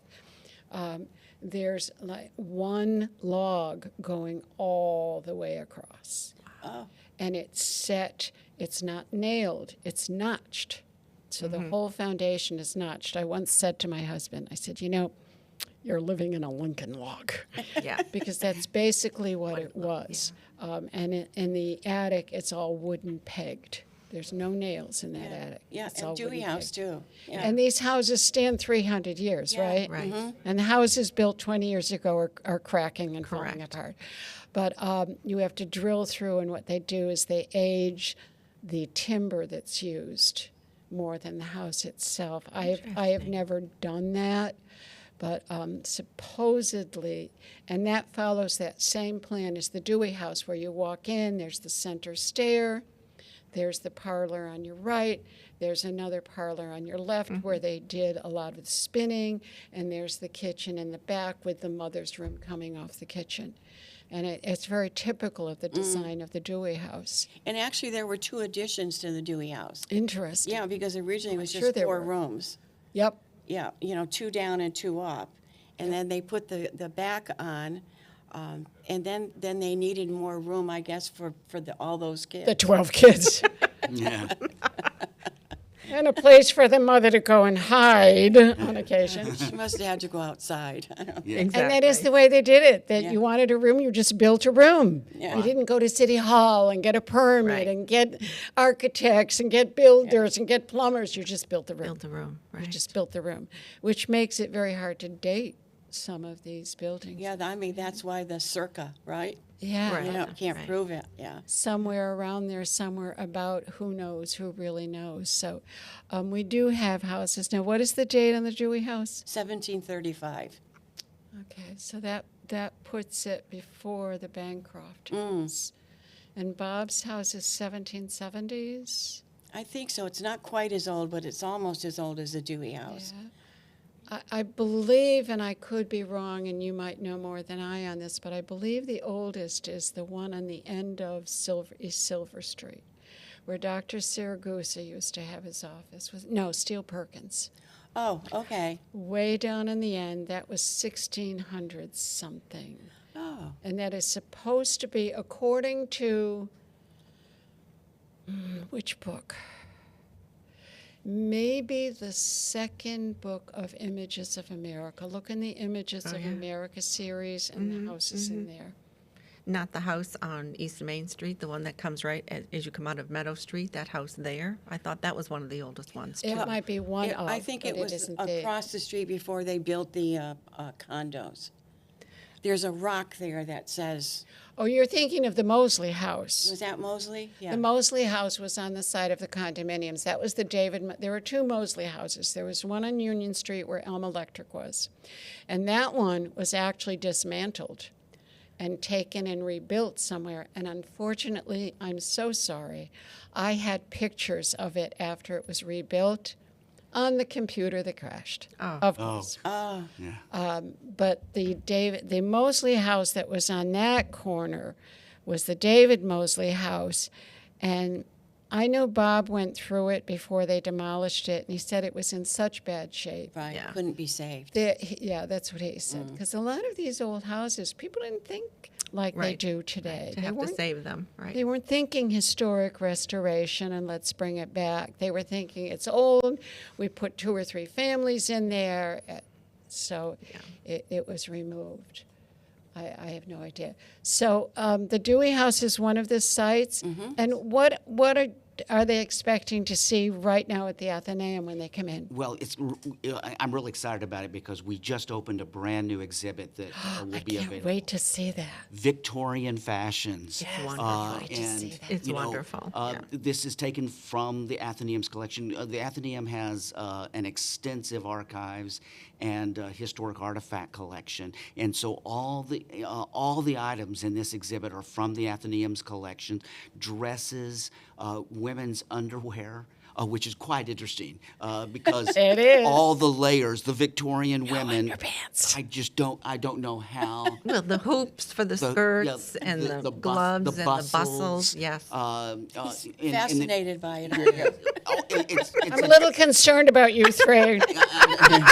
Well, it's incredible. Can help. They're talking underwear again. yes. It's all your own problem.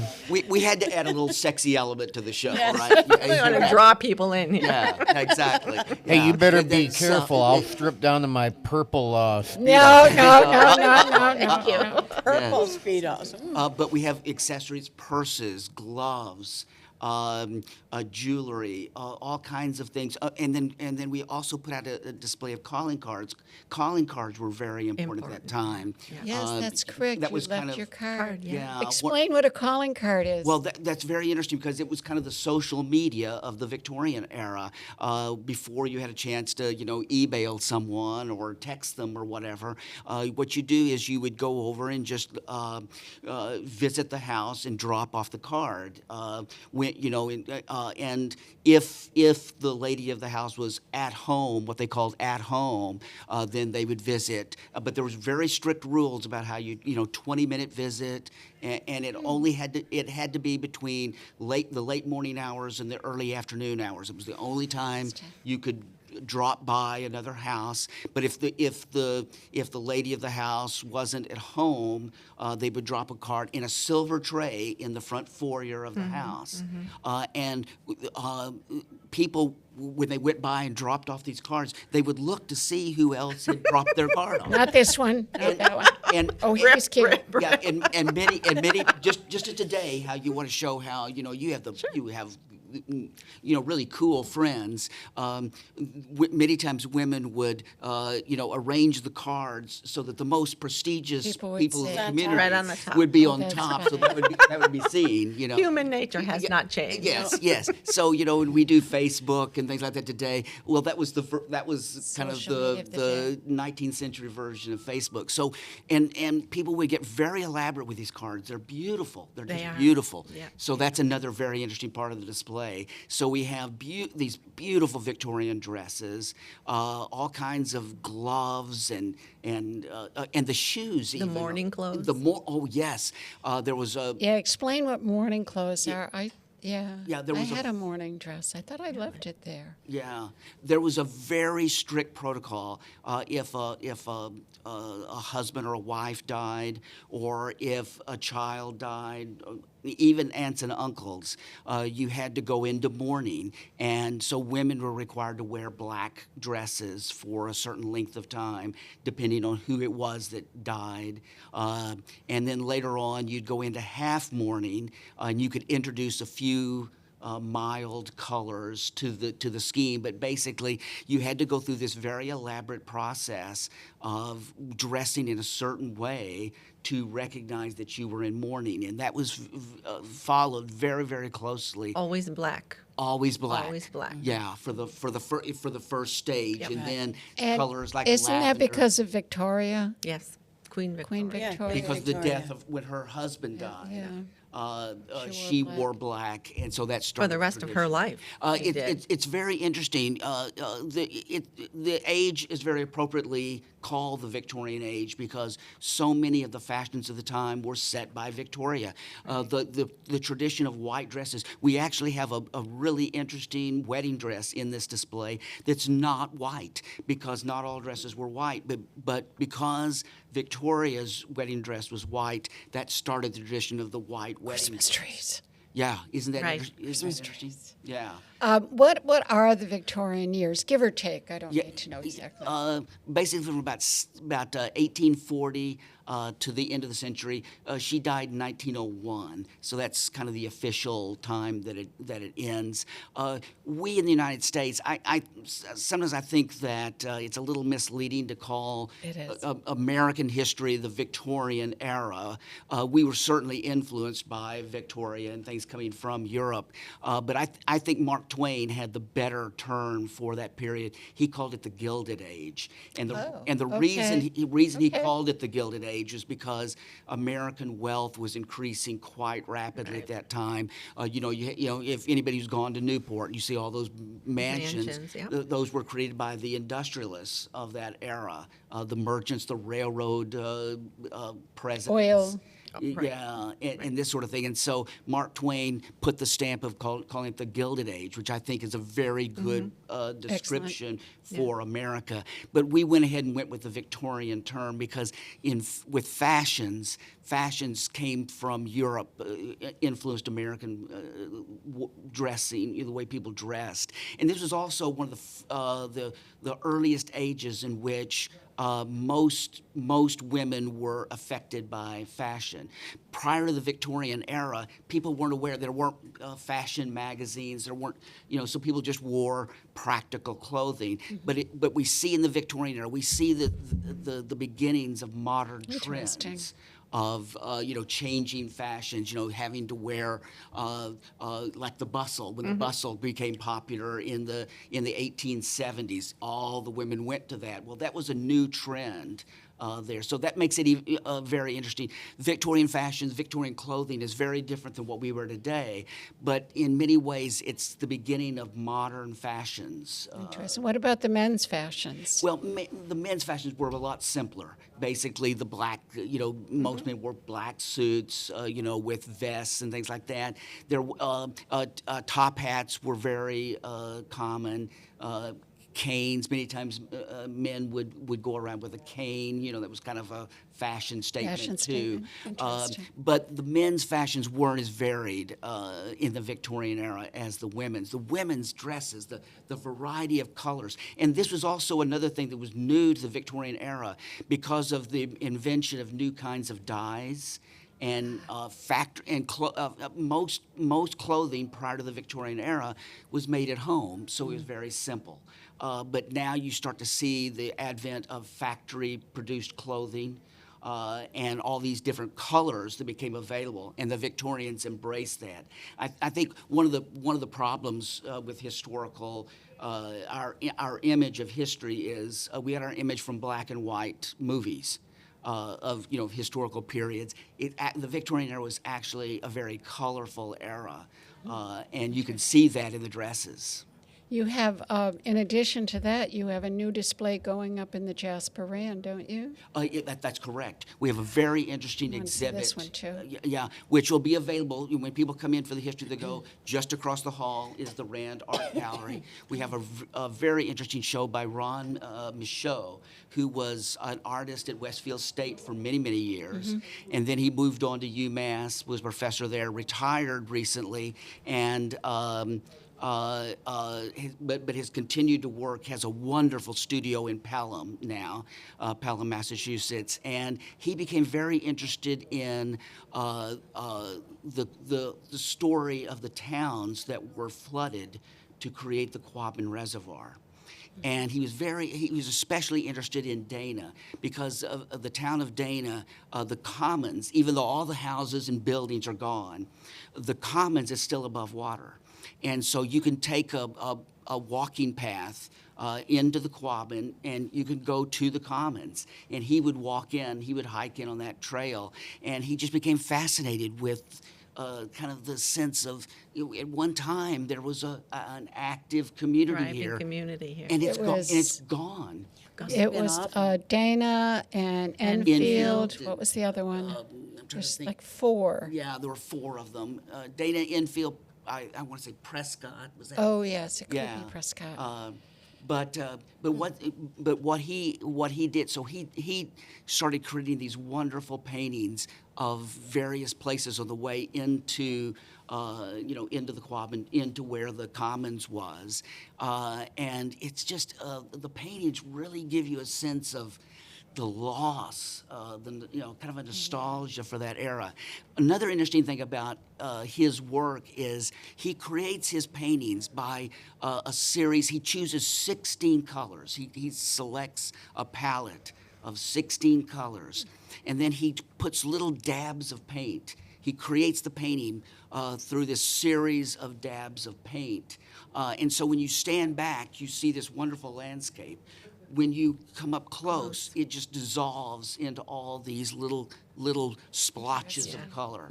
It's fascinating. So his style of art is very interesting, and then the subject matter, this lost area. And it's amazing how these landscapes evoke a sense of what was there and what's been lost.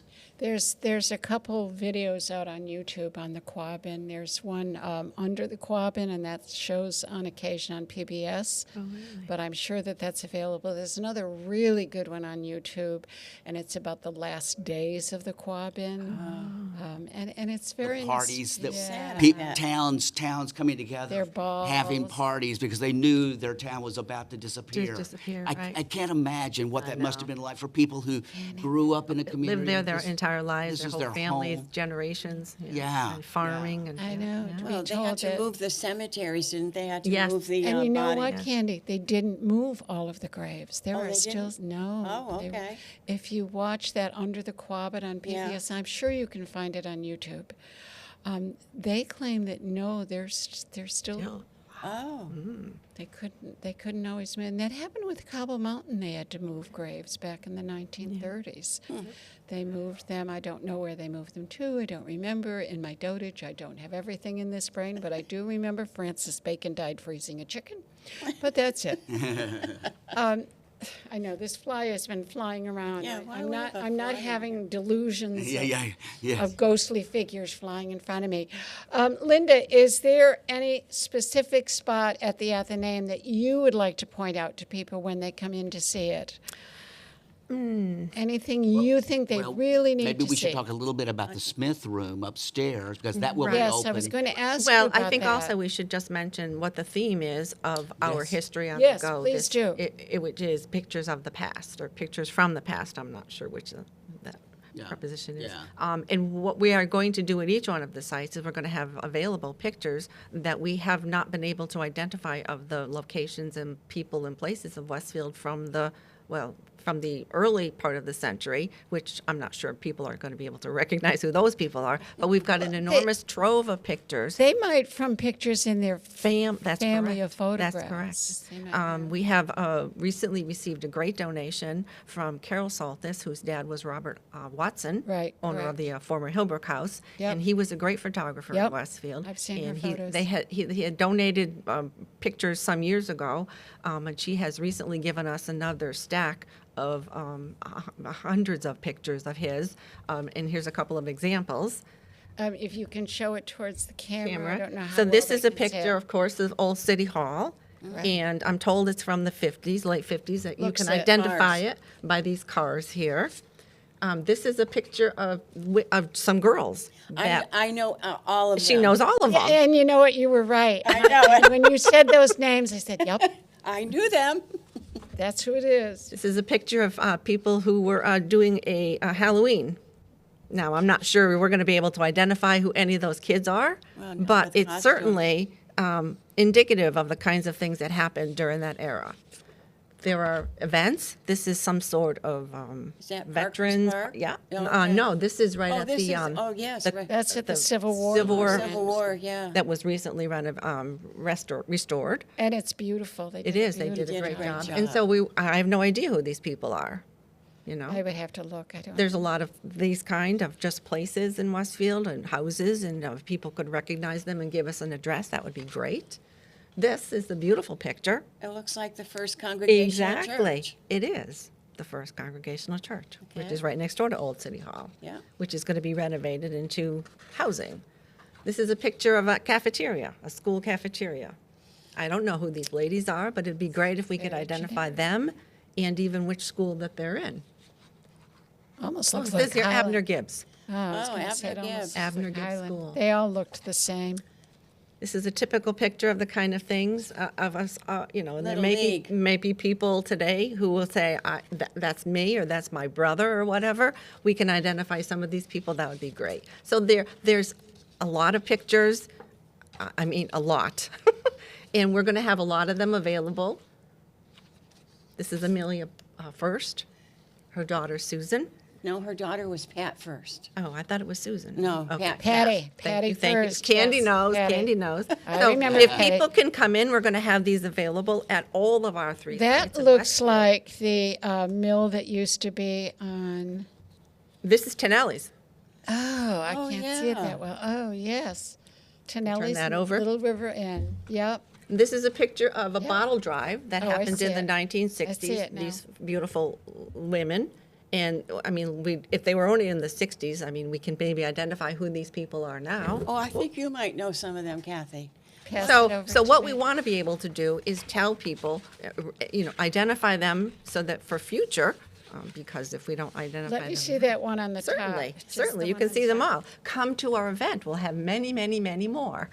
Yeah, and I in my past life, I've worked as an archivist, and let me tell you, every archive has this problem of literally many times thousands of photographs that have not been identified. That through time we've lost the information on who the people are, the house or the building, and so it's nice to have people who've been around in Westfield for many years who might be able to identify these things and give us the information. And even for those who aren't able to identify the photograph, it's wonderful to look back and see these old photographs, see what people were wearing, talking about fashion, things like that. So we think this would be a nice added feature this year of being able to come in and look at all these old photographs as well as look at the exhibit. It is. The It's a good idea. exhibits. And because we have so many, not only just what we recently received, but also in the archives. Your husband would know all of these girls. Should I go back and ask him? Give it to your husband. He'll Yes, tell me. because that's Linda Godfrey, Carol Moran, Yeah, Gretchen the same as Dorrington, Linda Linda Godfrey. Smith, and Sharon Olex. Yeah. There we go. See, The only now- one I don't know is this, and I suspect it's someone from the Bottle Drive. Candy, you know those girls.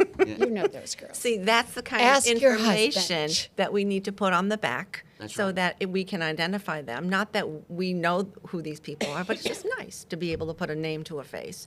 And that It person is. lived in Westfield in the 60s. And that's one of the things that we do behind all the programs that we do, the library services we offer, the history exhibits.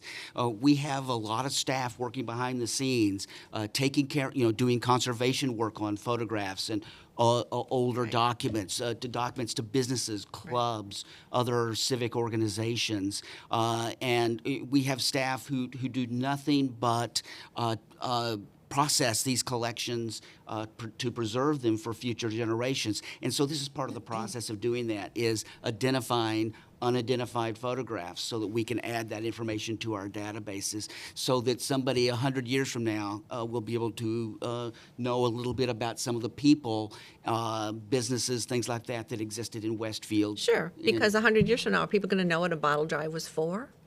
Oh, that's true. Exactly. I don't know What that is a they bottle? know now. What is a Well, bottle they drive? still What do. is the bottle drive? Yeah, And why were they collecting bottles? Yeah. You have people that come in now. You have an archivist. What is you have Yes, an archivist? yes, we have an archivist and a local historian, what we call a local history librarian on staff. So we have two people who are dedicated to working with Westfield history, both taking care of the archival collections and providing. We have researchers coming in constantly doing genealogy research or some sort of historical research, and they access these collections. This is happening almost every day. What are some of the things that people ask for when they come in, Linda? Anything in particular? You mean about the archives? I'm not. Oh, yeah. It could range from simply, do you have photographs of, I just bought a house in Westfield. Do you have photographs of that house? Yeah, we get that question a lot. I'm sure, yeah. My great-grandfather ran a store in downtown Westfield. Do you have a picture of that store? Yeah. And then also, too, you have genealogists who are just trying to trace back people. And once they find that maybe a great-great-grandparent lived in Westfield, they want to find out something about them. What was their profession? Who did they marry? Who were their children? Where are they buried here? Or were they buried? Yes. And so we dig through the archives looking for these records, and our staff are really quite knowledgeable on what kinds of sources are going to provide the information that certain people are looking for. And we have people who, in terms of genealogy, we have genealogists calling from around the country. Because a lot of people who live in Ohio or Nebraska or California, There's a lot of nobles in came, Ohio. Right. came from Westfield. Westfield, yes. Here, and so we have people contacting us all the time.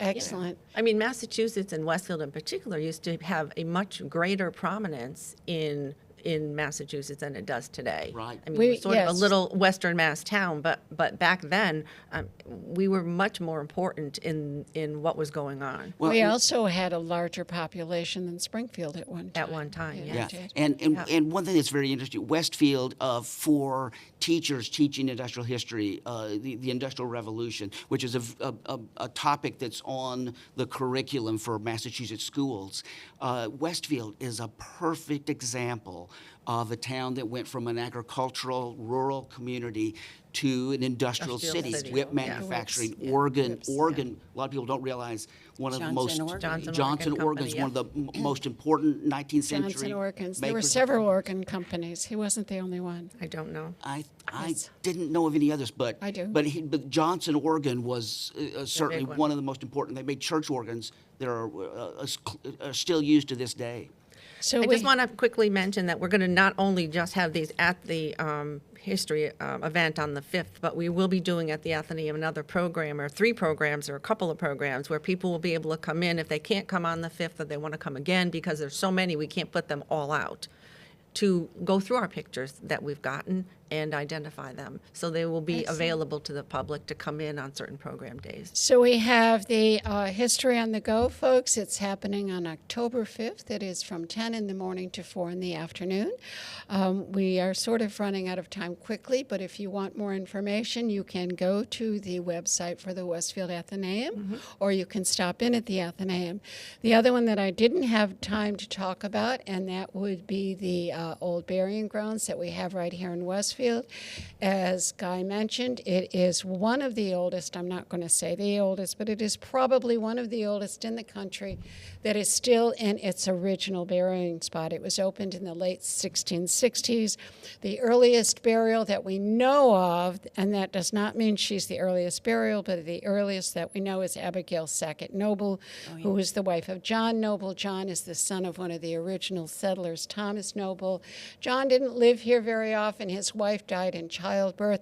Abigail's daughter did live on. Some sources have her as passing away at a baby. No, she did live, but she died very young also. She died at about 20. But John Noble remarried and moved out of Westfield and founded the town of New Milford, Connecticut. And they had like 11 or 12 children also, and one of them, of course, is The Courage of Sarah Noble, a well-known children's book that is still around. But she is our first burial. Our last burial is Mary Noble Fox. I believe that is 1934. The cemetery is open on, it is on Mechanic Street. You can get a key if you would like to come. You can get a key from the Westfield Athenaeum. Fingers crossed that the key works. Oh. I can't attest to that. If you have issues with the key, call the Westfield Parks and Recreations. They are the one. Please don't call me in the Historical Commission. I only have the key you have, so I can't help you. Call Parks and Recs. They are the ones that have it. If you go into the cemetery, you will see some of the names that you often hear in the city of Westfield. You'll see the Ashleys, the Nobles, the Gunns, the Sacketts, and the Mosleys, but you might see it on the tomb as Maudsley, because when the name came, it was originally Maudsley. The Maudsley family came up from the Windsor area. A lot of the inhabitants of Westfield were the Northampton, Windsor, not all from Springfield. We think of them settling from Springfield. They did not. A lot of them came up the river from Connecticut, from that place in Connecticut. And also down the river. Down the river. Down the river and up the river for those of us. So that will be open also, and we will have some people there to answer any of your questions. I believe Dr. Bob Brown will be there at some point. Great. And also Dennis Picard said he will be available for, not for the whole time, but they will be there to answer some questions. So are there any last things you would like to say? We thank you for coming. Well, we thank you for having us. It was a great deal of information for us to take in, and we'd like to have you all back at another time soon. So sure, we can talk to, and we didn't really even touch the surface of all the things going on at the Athenaeum. And what I say, because there's so many programs, we couldn't talk about all of them, not even a half of them. So what I recommend, what I always say to people is go to the website, Westath, WESTATH.org. Go to our website and look at the events calendar. And I say do it once a week, because if you don't, you're going to miss something. You're going to miss a program that you want to see. So and we never even mentioned your wonderful museum upstairs. Yeah, we didn't even get to that. Started. Which will also be open. But that will be open. That will be open that day. So make sure you see that. Make sure you get to the Dewey House and say hi to Candy, and now you can ask for her 8x10 autographed glossy. Yes, there we go. And go to the Southwick Historical Right, Society. because it is a trail, and it literally, you drum. can take it from point A to all the way down to the Granville. And if you go to the Athenaeum, it'll give you the other information. If you live in other towns, there are other towns that are also taking part, so go and get their information. Sure, and we'll be able to have this on the website. You can download a copy if they can't come in. Yeah. So and this broadcast will also be out there and available for you to share. Excellent. So thank you very much, Ken. We thank you for allowing us this hour to talk about things in Westfield. We'll see you next week. See you next week.